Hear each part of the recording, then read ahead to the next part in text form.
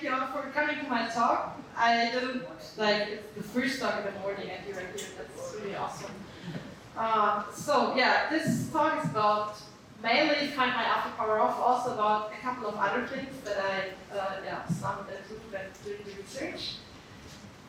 So almost a year ago, there was a new iOS 15 beta that I got on my iPhone, and then I tried to turn off my iPhone. How many of you are turning off their iPhone on purpose? Like, not just it runs out of battery? Okay, but most people, you just leave your phone on and then sometimes it runs out of battery. But for me, I just saw this dialogue, I was like, okay, what is this? Yeah, and then it said next thing, okay, so when your iPhone is actually, when you lose it or something, even when it's now off, it will participate in the Find My network. And I was like, okay, I turn off my phone, Find My phone, how does it work? And a bit later, it was even started to be marketed as a security feature. So when you turn off your iPhone now, and you do not want to have this feature, so that you Find My stays on, you actually have to enter your PIN. So this thing is really framed for security, to not have your phone stolen. And I was like, what do I do? Put my phone in a blender to turn it off. So I was like, okay, anyway, that's how it should actually work, right? So is it a good anti-theft protection? And for this, you should know how Find My even works. So in Find My, you have a master beacon key for your device that's secret, and then there's a rolling public-private key pair that's generated, and it's running on an iPhone every 15 minutes. And this public key is being broadcasted with an advertisement, so it's very similar to what you know from, for example, the Corona Warning or something, using push notifications. And now, anyone who is observing this, and if it doesn't matter, it's an iPhone or a MacBook or something, so they observe those advertisements with the public key. They know okay, your phone is offline, it might be lost, so they use their own location because they still have GPS running and encrypt their location with your public key. And this is sent to the cloud.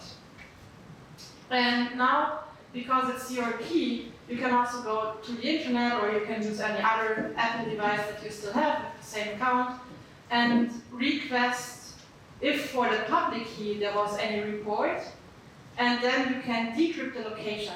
And this has a couple of very interesting properties. So for example, there is no identity information about you leaked.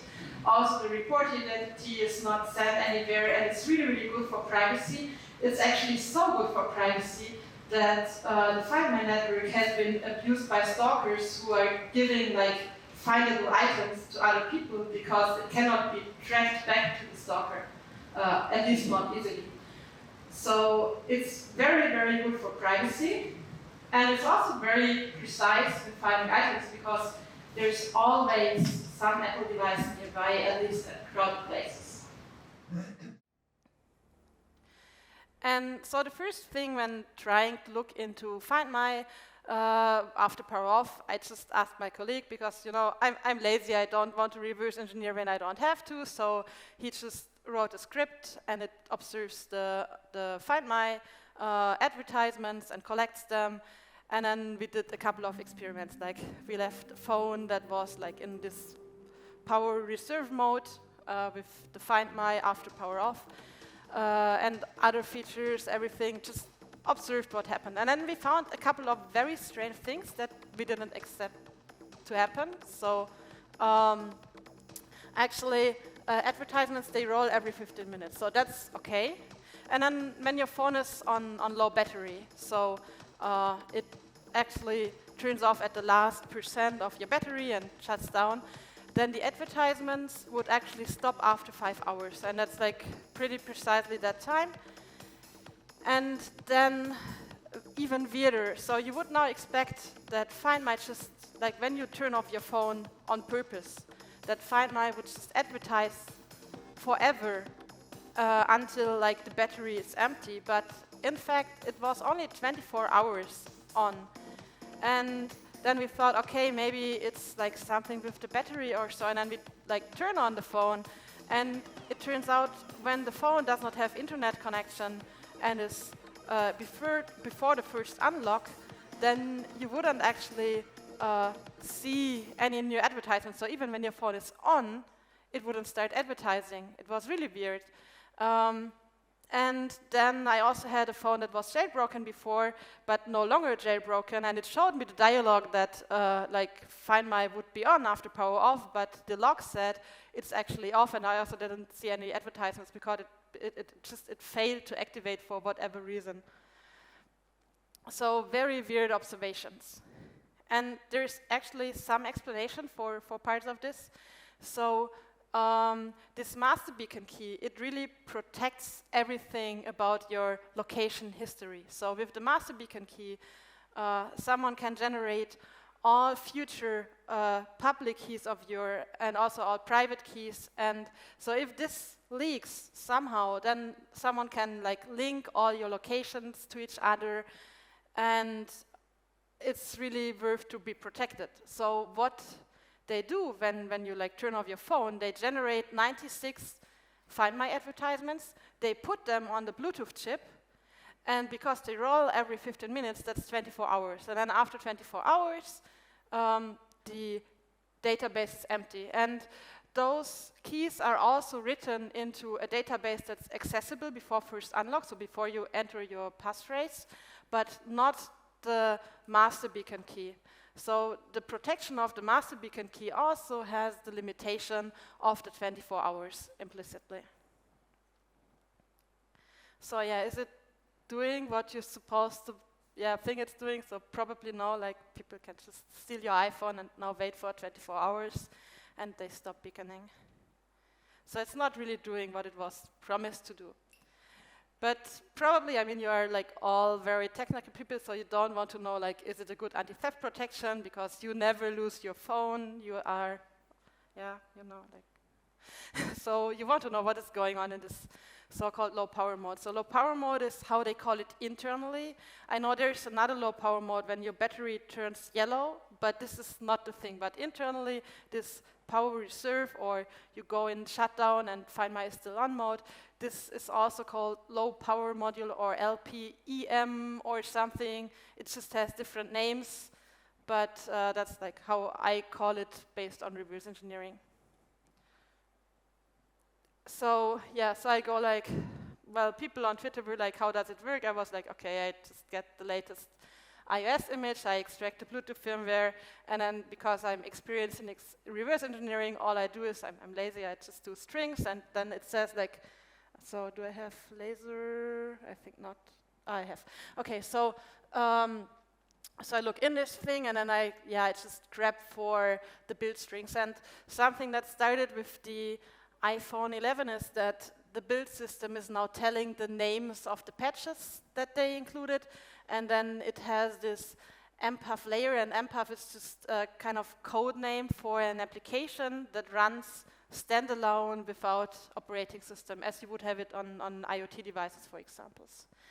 And then there is this LPM module, so that's why I call it low power mode, and it also has like some, I don't know, application, state machine, gut, I don't know, but like there it is. Looks pretty much like this, and I also like checked when it was added, and it matched the timeline. So I was like, okay, yes, this is it, right? So not surprising at all, and now I don't need to reverse engineer, like that's it, right? And I was like, okay, but somehow now this needs to be initialized, and then I was lazy again. I was just like, okay, there's a thing in the iPhone that's called always on processor, probably that's this, I don't know, publish a blog post, and then when you're wrong on the internet, people will correct you, right? So I was like, no, it's not the always on processor. And people said, like, look into the data sheets. And yeah, there's a pretty huge repair community around phones and also iPhones, and this repair-driven community is also very beneficial for reverse engineering, so you can actually, get the data sheet. So that's like, for example, how the NFC chips looks like. So you can just get it. I mean, you cannot read everything in here. It doesn't matter, but like you get schematics and how everything is connected. And then I just tried to figure out like how are chips connected to each other, and then I found funny things. Like, for example, the NFC chip now, it has a direct I2C connection to Bluetooth. It also has a direct connection to the ultra-wideband chip. So this is really not what I expected to see. It was just like many more connections and weird things going on with hardware changes introduced since the iPhone 11. So for a more high-level overview, what we get here is we have now the Bluetooth chip. It is connected to the NFC secure element. We also have the ultra-wideband chip, which is also connected to the NFC secure element. And we even have a direct connection between Bluetooth and ultra-wideband, so that Bluetooth can wake up ultra-wideband, and they are actually powered by the power management unit. So much more complex than what I thought. And there's, of course, more connections that I just skipped here, but like that's the important thing for you to know. Standalone firmware is needing those connections to run when your main iOS operating system, when this is off. So I was like, okay, shit, now we are not just talking about Bluetooth, we are talking about ultra-wideband, NFC as well. Like, my phone just never gets to sleep. Very bad situation. And now the reverse engineer in me was like, okay, what is happening with all of this when the iPhone is off, right? It's now much more going on. And then there is actually some documentation. So it says like the NFC controller performs express card transactions under the same conditions as when iOS is running, like when your phone is off.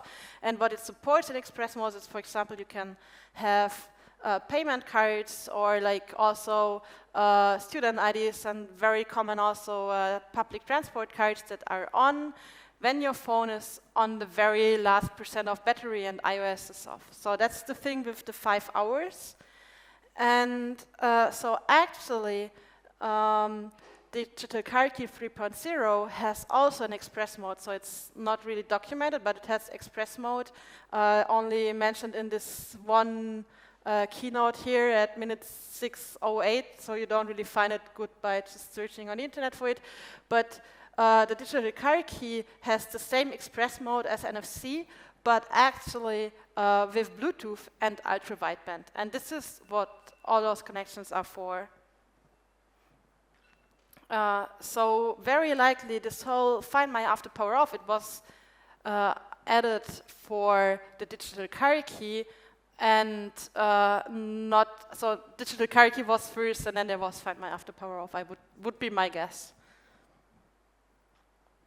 So when you enter low power mode, there's basically 2 modes that you can do, how to enter it. So first one is the user says, I shut down my phone, then you have this dialogue with like the explanation of Find My, and the user can opt out of this. And then there is this automated mode, so you are on the last % of your battery, and then Find My plus express cards and keys are activated for 5 hours, and there's no dialogue because, I mean, you cannot consent anyway. But what you can do is, of course, in the settings, you could disable Find My, or you can disable express cards and keys to disable it. And when you have this shutdown and you like press the power button, then you get the screen that I just showed on my very first slide that shows you like express cards and keys and Find My are all on. So the basic principle is like iOS has some special firmware, or initialized the firmware with special parameters on the LPM-enabled chips. And then the iOS, so that's like, for example, advertisements for BLE. Then the iOS application processor and everything, they shut down. So that's they all go to sleep. But there's standalone firmware now running on Bluetooth and also the other chips, and they do things like sending the Find My advertisements. And there's actually pattern for like which devices are supporting this. So even though this Bluetooth thing, it could run without ultra-wideband, there's no ultra-wideband needed to send Bluetooth advertisements. You see that the support for this always depends on the iPhone also having an ultra-wideband chip. So the iPhone SE 2020 currently does not have it, but maybe at some point they are going to add it. I don't know. Maybe there's also something else missing in the hardware. So maybe we will see that in future releases.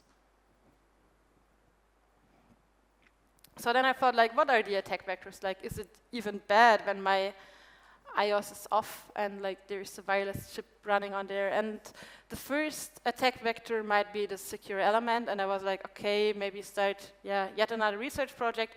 But there's someone who has recently also looked into this, like into a similar chip, and they found a bypass in the bootloader and stuff, but the vulnerability did not apply to the secure element of iPhones. And I was like, okay, now you need to reproduce this and find a new bug. That's really a lot of work. And also the firmware itself, it's really hard to look into it because it's signed, it's encrypted, no idea. Then next attack vector would be ultra-wideband. So that's kind of easier to reverse engineer. And also like, I looked into this, and one of my students looked into this, going down all the way to like emulation and all of this. So he really looked into it, and we didn't find a vulnerability. And usually, like when you don't find a vulnerability, you cannot give a talk. So yeah, it has limited attack surface. Also, ultra-wideband, as you saw, like it has this direct connection from Bluetooth to ultra-wideband. So by default, the ultra-wideband chip would even sleep and not accept any connection, so you would have to wake it up with BLE first, and it's really a very limited attack surface, I would say.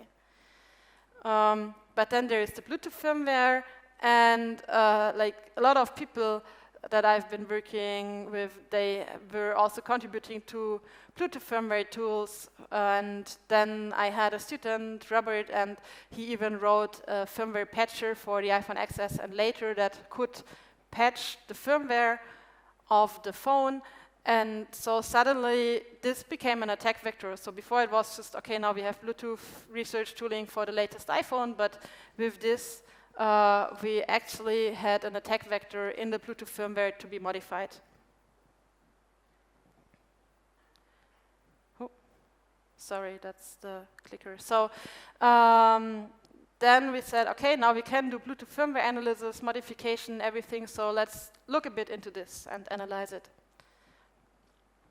So the low power mode has a special initialization sequence, and this is something like when you have a Bluetooth debug profile installed, even on a non-jailbroken iPhone, because there's no jailbreak for recent iOS so far, you can just see this sequence in the logs. And what you can see here is like it starts with a chip reset, which is not really a hard reset. It's just a soft reset that tells the chip to now like discontinue current threads and withdraw data that's being processed. And then you are writing kind of a find my meta config that tells like how many advertisements, how long. So it's just like timers and stuff. And then it's actually writing those advertisements, so you can see all the public keys being configured, and the public key always is split into a random kind of MAC address payload, but yeah.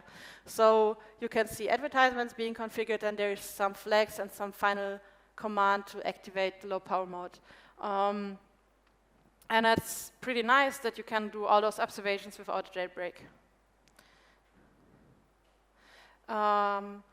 So with this, we at least, well, so first of all, we know how it works, but it also means that even if there would be no malware possibility, like even if we could not modify the Bluetooth firmware, it means an attacker who is like on your phone, they could still configure those advertisements in a way, for example, like if I am on your phone, I'm not on your phone, I promise, but if I would be on your phone, then I could now use find my advertisements that I can link to a location and configure them on your phone so that it does the find my, but for me instead of you, so that I can track you. And this is really bad that it's like so configurable on this level. Now, the next thing is for modifying the firmware, and this is what Robert did a lot of staring and try and guess with this to figure it out, is the Bluetooth firmware patch format starting from the iPhone XS. It has a CRC or like multiple CRCs about like different segments, but except from that CRC and like this section header with the CRCs, everything else is like exactly as we knew it from the Bluetooth firmware before, so we can now load it and analyze it. And with this nice header here, we also like know a lot of metadata, and it's even easier to load this into any reverse engineering tool of your choice. So that's very nice here.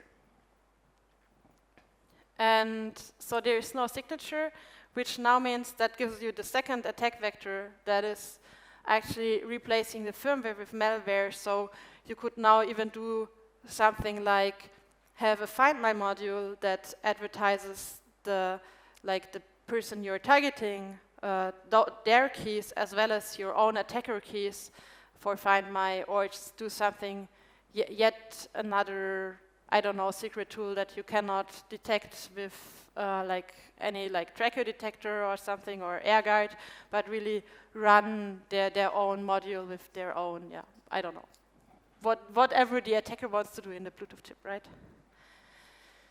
And I made this patcher available in the Frankenstein repository, so if you want to check this out, play with the latest firmware, you can actually do this. A link to this will follow later, so yeah. And then next part is, you load this thing into whatever tool of your choice, and on the left-hand side you can actually see things that I named manually because there's like no symbols in there, and then there's weird things like in the beginning it has this advertisement offload start, but then it also has like a second module that it can load, like a second kind of task where it starts scanning, and like Find My really does not need any scanning for devices. So there's a lot of things that are not just Find My, but other stuff. And so for this I did like static reversing diffing of more than 2,000 functions, and I also added like the reverse engineering progress of this into Frankenstein, so that if you want, you can now write your patches in C or like just reproduce what I did there. So for the workflow, what I did, because there's like currently no iOS 15 jailbreak, I just took an iPhone 12 with a jailbroken like iOS 14. I added internal glue in there, and then I actually applied the patches of iOS 15. So I now have an iOS 14 phone, but with the firmware of the iOS 15 phone. So here's some green sprinkles in the ROM because there's a patch ROM that temporarily overloads the ROM, so you can change stuff like very small chunks in the ROM plus like the low power module here. And now, for example, we can there is some restrictions in the firmware, and if you want to like write to the ROM or do other funny modifications, we need to like modify this, and then we can like with those dynamic analysis tooling that we can now build, actually interact with this with internal glue, set some breakpoints, look into memory contents and stuff. So that all still works on a recent iPhone. And now, we run the backported firmware. So we need to load this actually not with internal glue, but with BlueTool. That's an Apple internal tool, so to say. It's still shipped on the iPhone, but it's just something that is from Apple and not from us. And we can now even send the same initialization commands to the firmware. So we just do the same as iOS 15 would do to the firmware, but on an iOS 14 phone. There is one restriction, because like when you enter the low power mode, then the communication between iOS and the chip stops. So that is a bit, not so fun for reverse engineering. And in that moment, the Bluetooth daemon, because like the iOS 14 Bluetooth daemon really doesn't know like what happens when the chip does no longer like send something, so it would just restart the chip. So you could also do patching there, depending on what you want to research in the low power module. But the cool thing is you can now just before entering the low power mode, you can just dump the RAM and see all the structures, like the Find My advertisements that have been configured. And you can actually now even easier reverse engineer the low power module because you now know like what is in the chip's memory and like how it is accessed. And then with this you can like start, I don't know, like a Bluetooth command that is like related to the low power mode, and its hex code is this and its argument code is this. I mean, of course, this still looks a little bit weird, but it helps you a lot of reverse engineering in here. And yeah, so I just stepped through this and then looked into what it does. And like one of the typical patches that we have to do these days is there, like in the past on those chips there has been a write RAM command, also a launch RAM command, and like both of them are disabled. So in order that we can do actually dynamic debugging, we now have to re-enable the write RAM command, re-enable the launch RAM command, patch the firmware, and then load it with Bluetooth. And here you can just see this is like a very simple compare. And I mean, yes, it needs like reverse engineering once, but it always has like the same kind of structure, this filter, so it's easy to find this and to remove this. And then with Robert's tool, it's also very easy to like build a new firmware image that we can actually like run. And of course, there's now a couple of other things. So as I said, there's this scanning for other devices, GUT services and stuff. And it doesn't seem to be used for Find My, so very likely that's all stuff for the digital car key. But now digital car key dynamic analysis would also require like a backport of the NFC and ultra-wideband firmware. I tried backporting ultra-wideband firmware, but you can actually, like there's some stuff going on during the firmware update that prevents you from like simply loading an older ultra-wideband firmware, even if you got it signed from Apple. So it's not that straightforward. And there's a lot of other weird things that are missing, except from, I don't know, we can also now wait for an iOS 15 jailbreak and hope that like when the jailbreak is released, it would still work with a recent car. But so that's, so no analysis on the car key so far. But still, with the firmware modification, there's a lot of impact. So, of course, first of all, the malware that could be installed, because the only protection is the CRC, and there's also no fix for this because the firmware loader is in ROM and it cannot be patched. And that also means now, like, if someone got code execution on your phone, so I don't know if you're like a politician or a journalist or something, that might be the case, they can now also have code execution after power off on your phone, on a Bluetooth chip, on an NFC chip, so if they have like NFC vulnerability, of course, or on the ultra-wideband chip if they have an ultra-wideband vulnerability. And at least for research, it's also really, really cool because we can now have like all the tooling, and we brought back all of the tooling for Frankenstein and Internal Blue for recent iPhones. There is no iPhone 13 jailbreak yet because it shipped with iOS 15, but the iPhone 13 has the same chip as the iOS 12. So once there is a jailbreak, it will probably just work. And now, so some conclusions, so you have 24 hours to find your iPhone when you lose it. Really, 24 hours? Now imagine this with like all the drama and everything, like when someone really stole it from you and your phone is still sending beacons and you try to fight the thief. That's going to be interesting. And maybe there is a patch for this. So, I mean, there's no real limitation for the 24 hours. You could generate more advertisements, but the RAM in the Bluetooth chip is also a bit limited. So I don't know, maybe you could like put like 48 hours in it, but definitely not like multiple weeks. And something else that like maybe Apple could reconsider are the master beacon key protection. So they could probably copy the master beacon key into the secure element. I mean, they already have a connection, and then the secure element could generate more keys when it's empty. So that would be a fix. Of course, it exposes the master beacon key to yet another component. So it really depends. It's just, a security trade-off, I guess. And so security impact, as I said already, like there's this Find My After Power Off feature marketed for anti-theft, but yeah, I don't really think it's anti-theft, and maybe you might even lose your phone because you think now, yeah, it's off, but it's still beaconing, and you rely on this feature, and now your phone is stolen because you make the false assumption of it being findable. Yeah, and then again, this whole thing, like main processor is off, wireless chips are on. So yeah, maybe it's only like 1 or 2 persons in this room who might be targeted by such malware, if at all, like if it even exists. But yeah, maybe security researchers are targets. But even if this would happen, it's like really hard to say like who has been exploited or targeted with such things, and if this even exists or not. And yeah, so next thing that I think is like very interesting is this security boundary between the wireless chips is now also violated. So you have these direct connections. The operating system, like iOS in this case, has no oversight what is being exchanged about those I2C connections.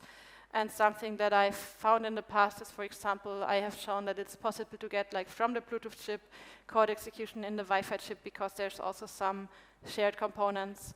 And you can also make some denial of service between different chips. So maybe that's also a very bad thing and a design decision that cannot be undone on those phones. All right, and with this, I'm now going to the Q&A, and there's also some URLs down here, so if you want to look into the latest versions or download a paper with, like, just if you want to read this, that's all here.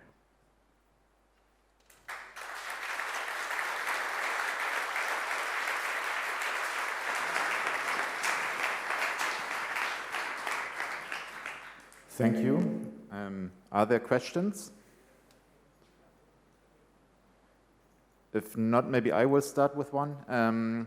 So for the firmware of the LPM, you said that the functions that were there that were not for the stuff you showed here, maybe for the digital car key. Mm-hmm. How can you analyze this? So have you seen that maybe the GUT IDs are doing something like it could be related to this, or what is related to this? So it's very hard to look at it statically. So at least, for example, one thing that I traced is so the key, so to say, or like the code name for the digital car key is it's called Alicia, the protocol, I think, and then like you can find some traces of this added in certain iOS versions, like it's being added to the distance measurement daemon, it's being added to the distance measurement ultra-wideband chip and stuff like that, so you can kind of correlate that those changes kind of belong to each other. The digital car key specification is not openly available, so that's a big issue if you want to like see what it is doing, what security properties it has. But there is this one keynote that I mentioned like somewhere in the middle of my talk. So it really explains how it is supposed to work. And just like technically you first have Bluetooth and stuff like this. So this really, the description in the video matches up with chunks that I can see. It's still, of course, hard to debug and confirm without an actual car. Okay. Thanks. And were there also other stuff that may be related to some other functionality, or you don't know? That's very hard to like confirm or deny, right? So you have like a big chunk of firmware without symbols. Even if there were symbols, they could be cheating, right? But so there is no symbols. It's just a large chunk of stuff that is running and that has some flags and that activate things or not. So doing this with static reverse engineering is very, very hard. And with dynamic reverse engineering, just because you don't enter some functions doesn't mean that there's yet another mode.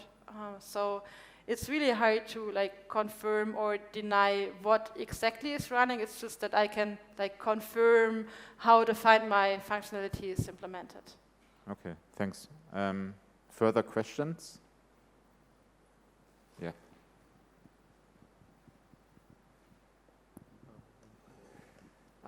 Very interesting talk, thank you. I have a question. Are these chips wired to other components like microphone, camera, and other external interfaces? Yeah, so that's a good question. So I also was thinking about this, right? So if the Bluetooth chip would be like directly wired to the microphone or the camera or something, then this malware would even have like further interesting properties. But actually, most of this communication seems to be all routed like along the always-on processor, which is off. So that's a good property. So I think the main targets for such firmware, so maybe further targets could be Wi-Fi, and then, but it's probably really hard to implement, you could maybe also make some standalone firmware for the baseband. But from what I have seen, there's, at least, I mean, the parts of the leaked data sheets that I got, right? So there's always some uncertainty in this, but what I saw is that like camera, microphone access is not possible. But of course, like, I mean, what you could think about is like very sophisticated. I don't know if that's really a lot to implement, but if your Bluetooth chip is connected to your AirPods and you would implement this in the Bluetooth firmware, then you would have a microphone that the Bluetooth firmware connects to. I mean, that's a lot to implement. I don't know if like a threat actor would go this route, but possible. Okay, further questions? Yes?